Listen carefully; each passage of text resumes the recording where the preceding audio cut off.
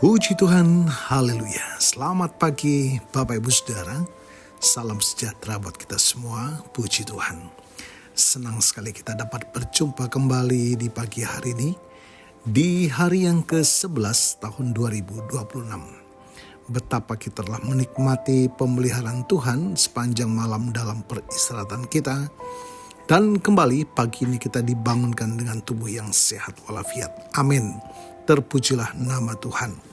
Walaupun mungkin ada di antara kita yang sedang menjalani perawatan kesehatan, baik di rumah ataupun di hospital, tetapi yakinlah kasih dan kuasa-Nya yang tidak pernah berubah, sedang memulihkan, menyembuhkan saudara. Amin, dalam nama Tuhan Yesus. Puji Tuhan. Mari Bapak Ibu Saudara, kembali pagi ini kita akan membaca firman Tuhan, merenungkan firman Tuhan, dan mohonkan Allah Roh Kudus memampukan kita melakukan, menghidupkan firman Tuhan dalam setiap langkah hidup kita, agar kita dimampukan menjalani sisa kehidupan ini senantiasa dalam perkenanan kepada Tuhan. Puji Tuhan. Tema renungan kita pagi ini adalah membangun kerajaan di tengah masa penantian. Kita akan baca dalam Lukas pasal 19 ayat yang ke-13.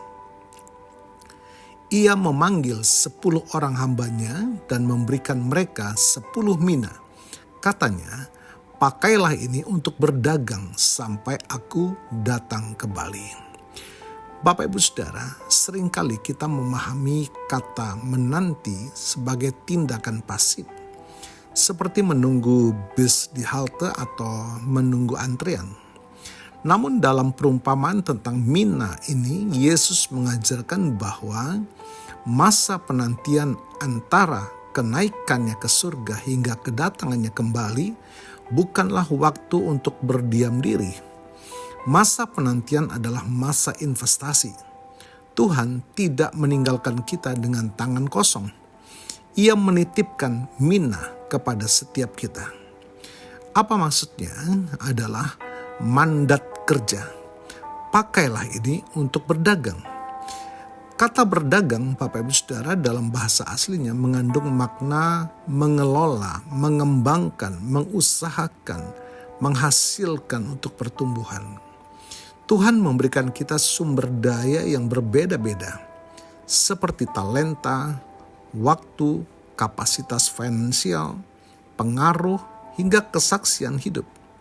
Poin pentingnya adalah Tuhan tidak meminta kita menjaga mina itu agar tetap utuh, tetapi mengembangkannya agar berdampak.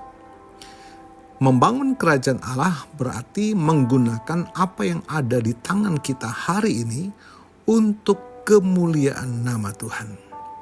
Bapak Ibu Saudara, setiap hamba menerima jumlah yang sama, masing-masing 1 mina. Ini menunjukkan bahwa Tuhan tidak melihat seberapa besar modal awal kita, melainkan seberapa setia kita mengelolanya. Di tengah dunia yang seringkali penuh ketidakpastian ini, kesetiaan kita untuk tetap berbuat baik, melayani, dan tetap menjadi saksi Kristus adalah bentuk nyata dari membangun kerajaan Allah. Penantian ini memiliki batas waktu. Sang Tuan pasti akan kembali. Ketika Ia datang, yang Ia cari bukanlah seberapa sibuknya kita, melainkan seberapa berbuahnya kita. Membangun kerajaan Allah berarti hidup dengan kesadaran bahwa setiap detik hidup kita akan dipertanggungjawabkan di hadapan Raja di atas segala raja. Menjadi perenungan kita, Bapak Ibu Saudara, di masa penantian ini, apakah kita sedang sibuk membangun kerajaan diri sendiri? Menghimpun harta dan kekayaan, pencitraan pribadi, kenyamanan pribadi, atau sedang sibuk mengelola mina Tuhan untuk membangun kerajaannya? Membangun kerajaannya bisa kita mulai dari hal-hal yang sederhana, seperti membawa damai dan kebenaran di lingkungan kerja, di tengah keluarga, mendidik anak-anak dalam takut akan Tuhan, menggunakan keahlian profesional atau kapasitas kita untuk melayani atau menolong sesama. Mari Bapak Ibu Saudara, terus berinvestasi bagi kerajaan Allah. Tuhan Yesus memberkati.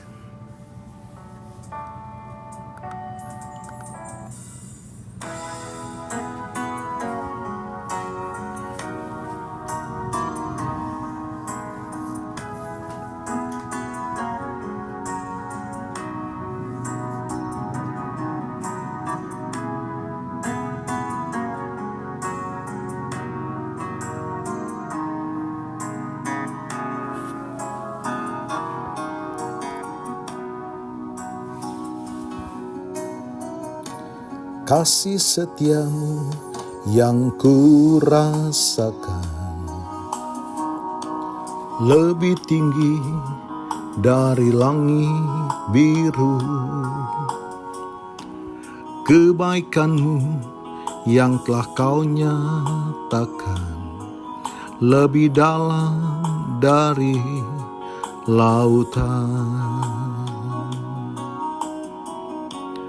Berkat-Mu yang telah ku terima sempat membuatku terpesona.